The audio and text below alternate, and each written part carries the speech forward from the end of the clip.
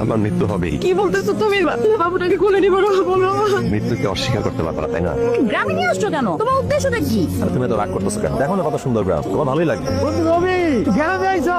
দুদিন পর হুকাই গেছিস তুই গায়ে। সালাম আলাইকুম ভাবি, আপনি মজিদ রবির বন্ধু, ল্যাংটাকার বন্ধু। আমি তো সুন্দর আছে মাশাআল্লাহ। কি ধরনের ল্যাঙ্গুয়েজ এটা? কি ধরনের ভাষা রবি?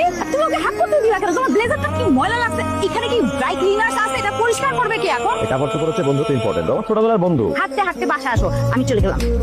এটা কি তালুকদার বাড়ি? আসলে আমি আমার হাজবেন্ডের সাথে গ্রামে এসেছি শ্বশুর বাড়িতে। একজনকে জিজ্ঞেস করলাম, বলো এটাই তালুকদার বাড়ি। আমার হাজবেন্ডের সাথে ঝগড়া লেগেছে তো ওকে রাস্তায় ফেলে চলে আসছি। আহারে অভাগী বউ, নাচিনো ঘর নাচিনো শিকর, ভবতী সম্মুখ স্থানে আগত। আপনি বড় আপা? হ্যাঁ আমি বড় আপা, আমার নাম বেগম রোকেয়া, এটাই আমার বাস। তো সরি, আপনাকে চিনতে পারি নাই। বুবু, নজরুল কয়েদে আমি কারো বুবু না, যে নাকি একা একা বিয়া করে আর বউ নিয়ে বাড়িতে আসে না, সেই রকম ভাইয়ের বুবু আমি হব না। তুমি যদি আমার সাথে রাগ করে কথা না বলো, আমি কিন্তু সোজা ঢাকায় ব্যাক করবো। বেশি বড় হয়ে গেছো তো, দিন করে আসছে আবার বলে চলে যাবে। এই যে বুবু, তুমি আমার সাথে কথা বলছো, হাজার রাগ করলে তুমি আমার সাথে কথা না বলে থাকতে পারো না। তুমি ফুফু হইতে যেতেছো। সত্যি? আল্লাহ, আমার কি খুশি লাগতেছে। দাঁড়ানো তোস কেন, দোকানে যা মিষ্টি নিয়ে আয়। আপনি অনেক সুন্দর, মাইয়া মানুষ হইয়া আমারই আপনার লগে প্রেম করতে মন চাইতেছে। রবিউল ভাই যে কি করে আল্লাহই জানে। রবি আমাকে অনেক ভালোবাসে, মাঝে মধ্যে তোরা পিটায় না? পিটাবে কেন?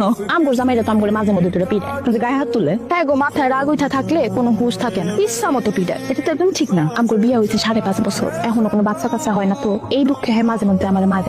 মার্কে আপনি তার সাথে সংসার করছেন? কি যে কোন আপা, সংসার করতে গেলে হাড়ি পাতিলের মতো একটু ঠুকঠাক হইবই। তাই বইলা কি জামাইরে সাইডে চলে যাওয়া যাইবো? ঝগড়া হইব, মারামারি হইব, আবার মিলও হইব। কিভাবে মিল হবে? রাতের বেলা হ্যাঁ যখন দরজা লাগায় লাইট নিপায়, তখন কি আর মায়ের কথা মনে থাকে? কারাগের চিনেন নাই আমার রবিউল? ওই যে স্যার, আপনি আমার রবি নামে ডাকতেন।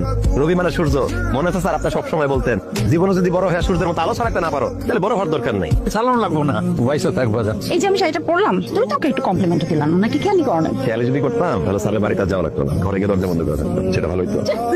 কি সুন্দর না পরিবেশটা, খোলামেলা, কত গাছ, কত গ্রিন। আর আমি তো রেড কালার শাড়ি পরছি। তুমি আমাকে কটা সুন্দর ছবি তুলে দাও। তুমি ছবি তুলতে চাইছো এখন? তুমি তো গ্রামে আসতেই চাও না। অনেস্টলি একটা কথা বলো তো, এই গ্রামের সৌন্দর্য যে কি থাইল্যান্ডের পাতায় অনেক বেশি সুন্দর? ফ্লেক্স করা দরকার, ছবিটা তুলে দাও প্লিজ। এটা পাসলি না? তিনশো কেডা আমগুলো কাছে পড়তো রবি অন্ত মস্ত বড় অফিসার হয়ে গেছে গা। আর ওই যে লগে আর বউ। কেমন আছে রবিউল? আমি ভালো আছি। আমি কাজে গেলাম, দেরি হয়ে যাইতেছে। তাসলির এখন এই খারাপ অবস্থা কেন? ও তো আমাদের ক্লাসের ফার্স্ট গার্ল ছিল। তোর দেখে তাসলির কথা এখনো মনে আছে? জানো তাসলির নিয়ে একবার কি হয়েছে? বাড়িতে এসে আব্বারে বলে তাসলিরে বিয়ে করতে, তখনও মাত্র ক্লাস 9-এ পড়ে। আব্বা তো শুনে রেগে মেগে আগুন। তাসলি ক্লাসের ফার্স্ট গার্ল ছিল। মেয়েটার অল্প বয়সের বাপ মা বিয়ে দিয়ে জীবনটাই শেষ করে দিল। কি অবস্থা এখন দেখ। আসলি আমার তখন কি যেন মনে হচ্ছিল একটু সাসপিস।